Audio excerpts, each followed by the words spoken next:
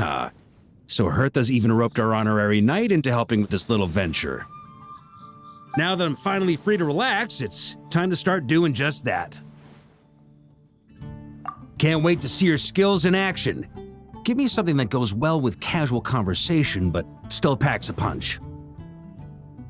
Of course they don't clash. A drink that packs a punch means you have to drink it slowly. And if you want to chat, then it has to go down smooth. So, something with a sweet aftertaste. A conversational connoisseur requires the perfect balance. The most suitable choice on this menu would be the Thorny Lake. It's a drink with a real kick that you can find in almost every bar. It's not enough to know the recipe though. The key is in the mixing. Some bartenders choose to stick to the tried and tested basics, while others like to add their own personal flair. That's the spirit. Now show me what you've got.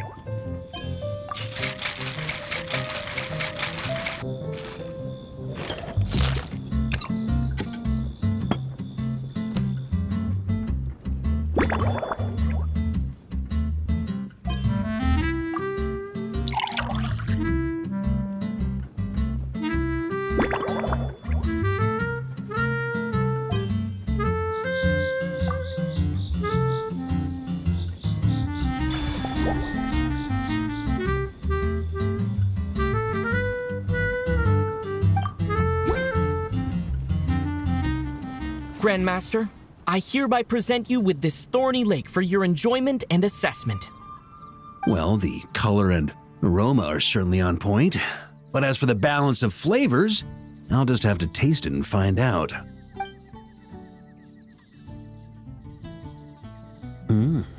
Not bad. You haven't overdone or skimped on any single ingredient, though unfortunately, it's a little too, polite for my tastes. Perhaps I should have said modest. You followed the formula to a T, but if anything, you've played it a little too safe. Were you worried that deviating just a little might disappoint me? Hey, we fought side by side and dealt with things that even gods were loath to meddle with. Ours is a friendship forged in the margins between life and death. That said, if you ask me, you can ditch the nerves and work your mixologist magic. I'm looking for something that shocks the senses. Mull it over, there's no rush. We can chat while you think. Who knows? You might just find some inspiration to mix in with your magic.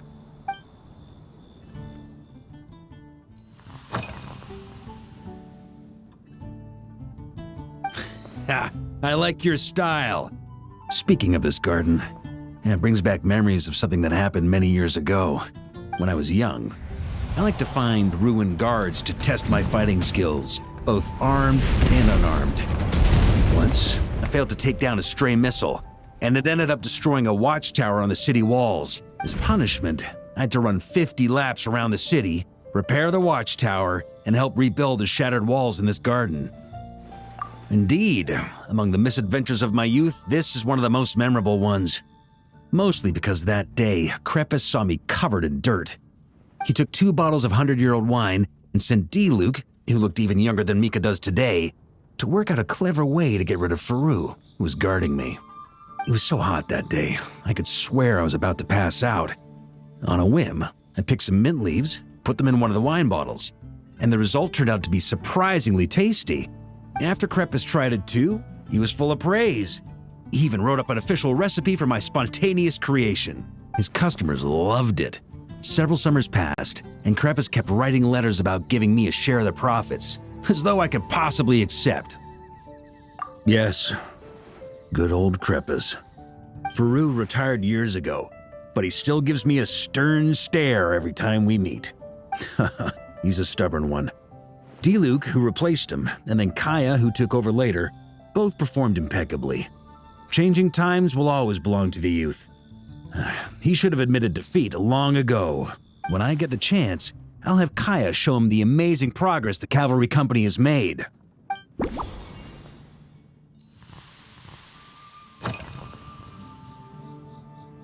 Well, let me think. I guess you could say it lacks impact. Even when following the same recipe, the techniques used to mix different ingredients can affect the taste. Sometimes, deliberately creating layers between spirits can bring out the different waves as each one hits the taste buds in sequence. In this regard, too, you've taken quite a tentative approach. Why not be a little bolder? Ha ha ha, you catch on quickly. No need to explain further.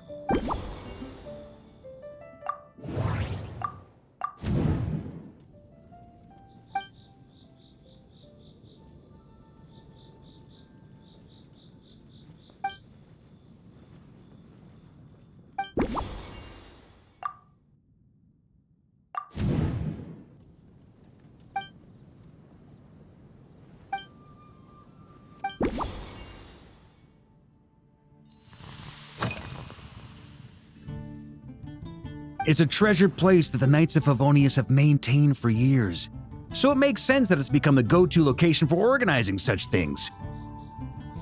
I heard that while the expedition was underway, you were a great help in giving those left behind the opportunity to put their energy to good use. Sometimes, I look through the photos I've been given from those events, though unfortunately, there aren't enough to include everybody. My conclusion is that Mondstadt needs to do more to popularize the camera.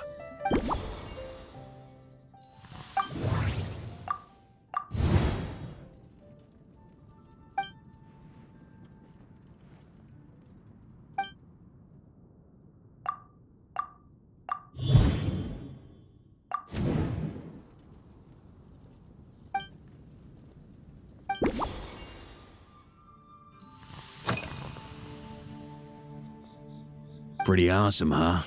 It's like a hammerhead that you can fill with wine when you're not using it to pound in nails. It was a gift. Hoffman came up with the idea, Charles supplied the design, Wagner helped cast it. And about 10 or so knights chipped in to pay for the materials. They've been waiting to have a good drink with me. And this is my crucial weapon to aid me in a fair duel with them all. I'm the Grand Master, after all. I've been drinking a lot longer than them. I've practiced more assiduously, and I have a bit more meat to absorb the blows. So it's only fair to my subordinates that I drink a teensy bit more per round. Wouldn't you agree? Of course, some of them have been training as long as I have, and those ones won't be getting any special treatment. Take Hazelnut 3 and Hazelnut 5, for example. Both were skilled warriors who helped me deal with Eric back in the day. Nowadays, I have them helping Jean with miscellaneous duties. At today's after-work cooldown, they insisted on trying to keep pace. In the end, they lost our game of darts and ended up passed out on the floor. I've already told Jean that I won't be approving their leave request for tomorrow, no matter what.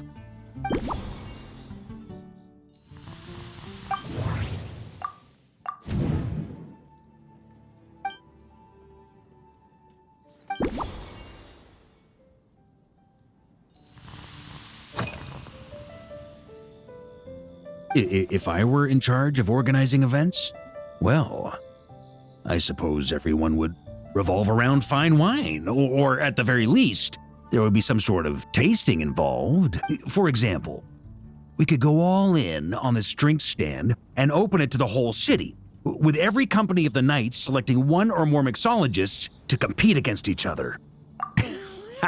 It's only a thought. Can't let things get too out of hand. If I were to actually throw a grand banquet, Jean would come after me with her sword drawn. Even Frederica would launch a punitive expedition.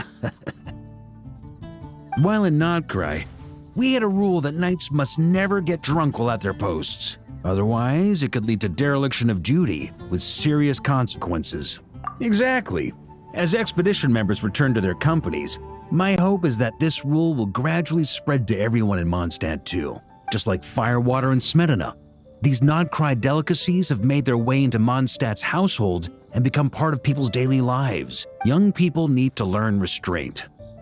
At the end of the day, no one should be biting off more than they can chew. Unless it's someone near my level, they shouldn't even be thinking about enjoying a light buzz when they've still got work to do. Most people would just end up a whole lot drunker than they'd like.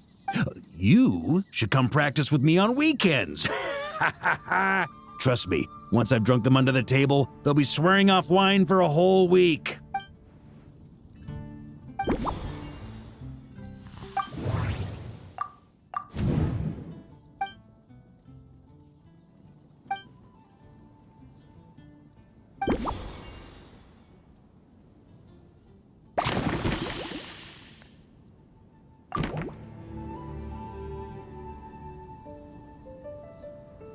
Huh? Oh, feel free. Whatever you're about to do, I've got a feeling I've hit the jackpot.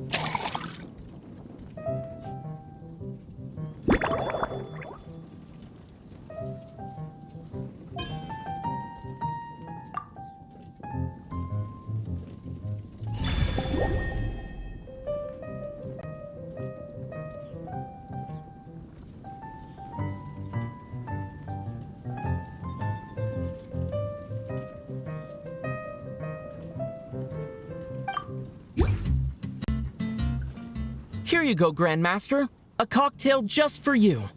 I guarantee you won't find this one too polite. Such a spirited drink. How did you make this? Well, that burning scent of fire water. Oh, it's as if the very air were about to ignite. This is more like it.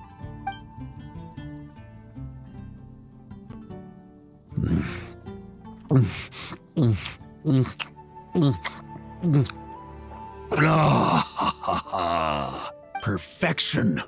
It's clear that once you let go of your inhibitions, your talents really shine through.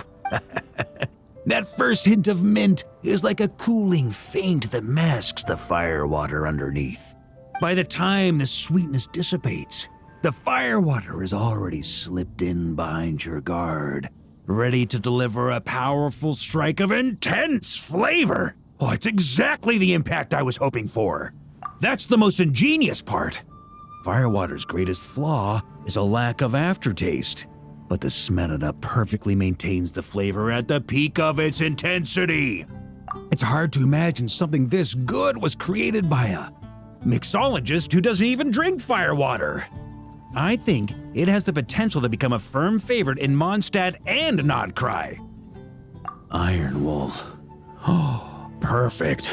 It's elegant, yet wild. Only you could come up with such a fitting name. Oh, I have an idea. Why don't we name our Knights of Favonius' drink stand after you? Let's call it the Honorary Knights Cocktail Shack. No time to waste. I'll go have a word with Glenfidia right away.